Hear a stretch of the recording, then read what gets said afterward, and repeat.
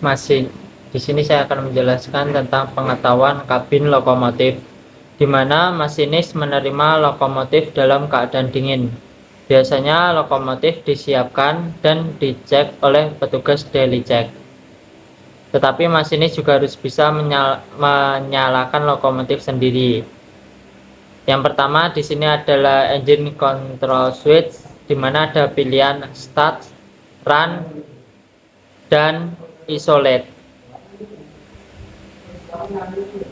Ketika lokomotif akan dinyalakan, maka engine control switch-nya itu harus di bagian start. Setelah kita menekan start, lalu di bawahnya akan ada perangkat untuk baterai, di mana dibuka baterai dinaikkan. Setelah itu ditutup lagi. Setelah itu ada circuit breaker, di mana dinaikkan dari arah kiri ke arah kanan, di mana kurang lebih berjumlah 9. Apabila sudah naik semua, maka pompa bahan bakar dibuka dengan menekan tombol. Nanti dia akan memompa bahan bakar sesuai dengan ketentuan dari T200. Itu tekanan oli 35 PSI dan tekanan minyak pelumas 30 PSI. Setelah itu bahan bakar 90 PSI atau sekitar 460 kPa.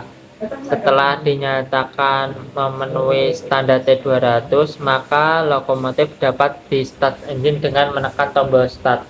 Tombol start ditekan, maka mesin akan menyala. Ketika mesin menyala, lokomotif dingin akan mati. Setelah itu angin-angin akan kosong. Dalam reservoir itu dalam kondisi penuh, sekitar di antara yang merah itu MR, main reservoir itu di antara 110 sampai 125. Lalu yang putih di antara 70 sampai 75 PSI. Kalau untuk bar itu yang merah antara 7 sampai 8,5 bar. Kalau putih itu 3,5 sampai 5 bar.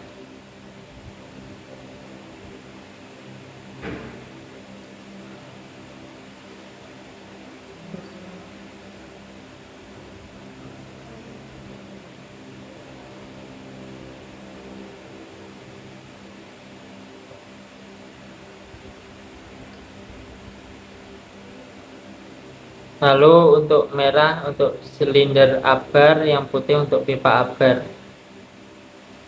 Itu adalah silinder brake, di mana silinder brake itu yang merah ketika posisi normal harus di 0, di mana saat posisi di rem itu di antara 3 sampai 5 bar. Ketika remnya mengikat, atau antara 0 sampai 70 PSI.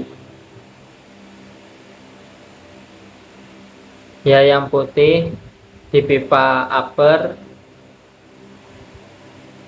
itu normalnya antara 4 sampai 5,5 bar, dan saat service brake rem rangkaian itu yang putih turun antara 2,5 bar. Yang merah harusnya 3,5 sampai 5 bar juga.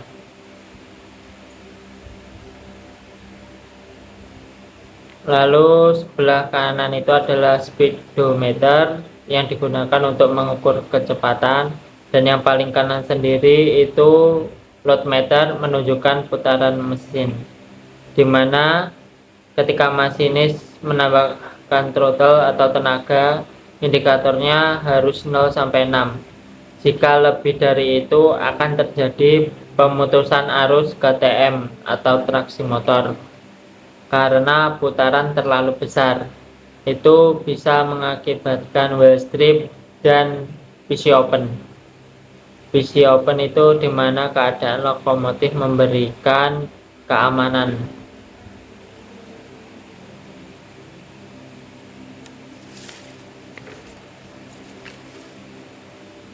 dimana PC open itu digunakan untuk memutus aliran listrik di bagian TM dan engine. Setelah itu pengereman bekerja. Untuk yang bagian bawah itu terdapat 3 handle berwarna biru, yaitu dynamic brake, throttle, dan reverse untuk mengurangi laju lokomotif. Dynamic brake itu digunakan untuk mengurangi laju lokomotif, di mana dynamic brake bekerja dengan memutar balik arah berlawanan dengan laju arah lokomotif.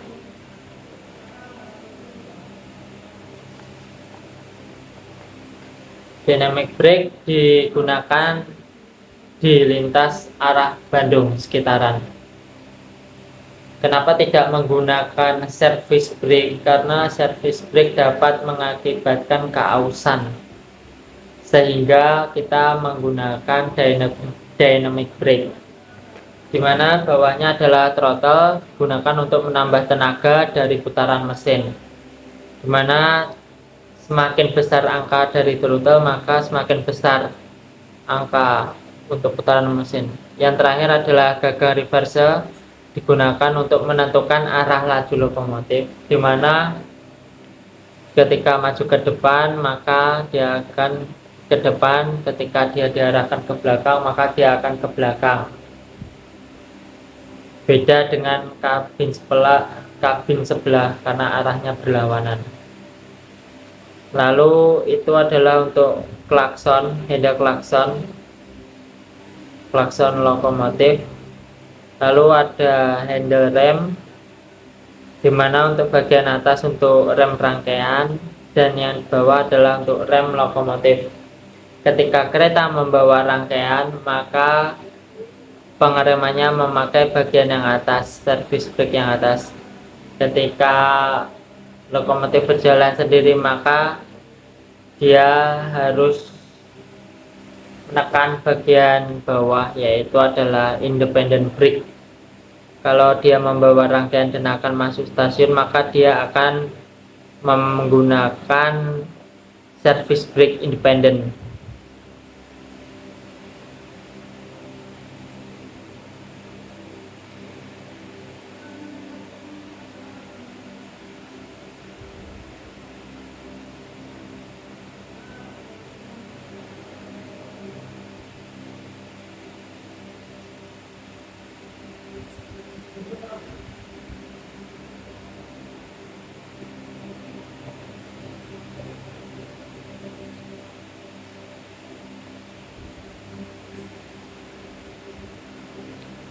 Di situ ada saklar dynamic brake, di mana jika arah ke bawah saklarnya itu off, ketika saklarnya dinaikkan ke atas maka itu akan menyala atau on.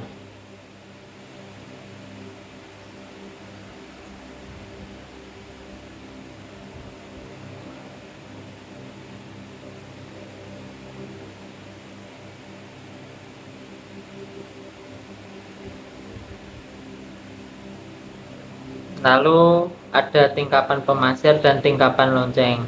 Pemasir digunakan pada saat onset pertama lokomotif terjadi slip, maka tingkapan pemasir itu dipencet.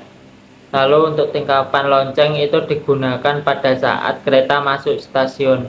Daripada membunyikan semboyan 35 akan mengakibatkan kekagetan pada penumpang, maka langkah lebih baiknya kita menggunakan tingkapan lonceng.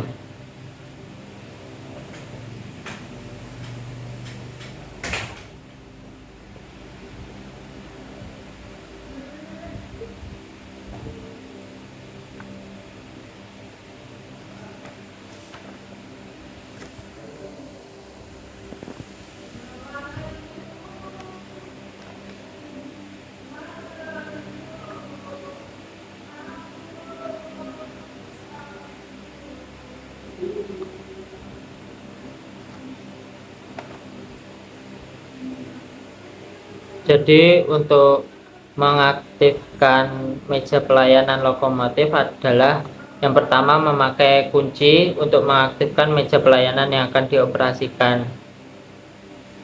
Dan sebenarnya saat lokomotif berjalan itu service breaknya hanya satu. Ketika mau pindah posisi kabin, maka service breaknya itu dapat dilepas dan itu bisa dipindahkan ke meja pelayanan sebelahnya.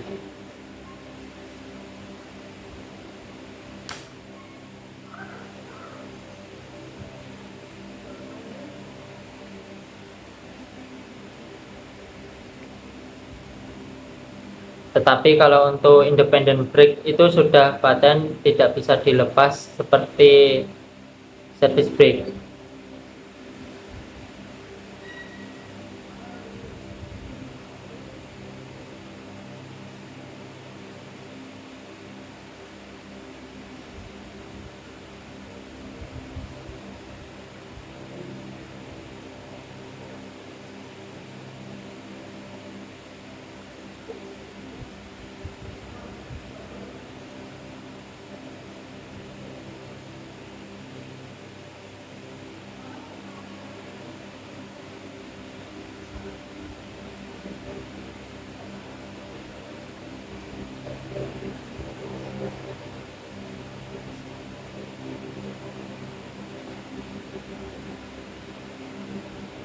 Itu telepon untuk berhubungan dengan instruktur atau sebagai pusat kendali, dan atau demand device ada tapi masih belum berfungsi, itu digunakan untuk sistem pembaca kinerja masinis. Ketika caranya itu adalah dengan cara injak dan lepas atau menekan tombol interval dalam selang waktu 50 detik.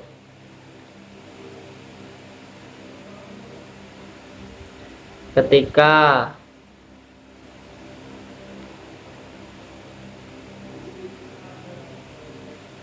pola dari demand device adalah injak lepas dalam waktu interval waktu 50 detik. Jika lebih, maka buzzer akan berbunyi.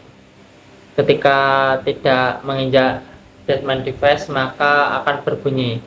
Atau bisa jadi ketika demand device itu diinjak terus, maka dia akan berbunyi juga.